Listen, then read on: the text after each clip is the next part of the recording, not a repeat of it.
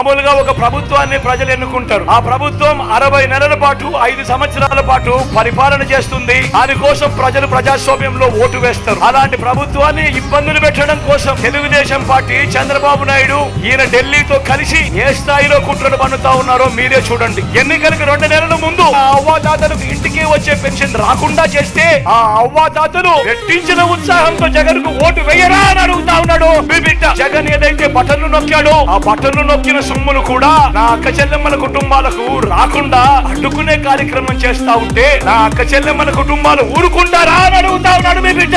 ఓటనే అస్త్రంతో చంద్రబాబు నాయుడుకు ఆయన చేస్తా ఉన్న కుట్రలకు గట్టిగా బుద్ధి చెప్పమని చెప్పి నేను కోరుతా ఉన్నాను మీ బిడ్డగా. మళ్ళీ మీ బిడ్డే అధికారంలోకి వస్తాడు. జూన్ 4న అధికారంలోకి వచ్చిన వెంటనే ఒక వారంలోనే ఈ బటన్లన్నీ కూడా క్లియర్ చేస్తాడు మీ బిడ్డ అని చెప్తా ఉన్నాడు.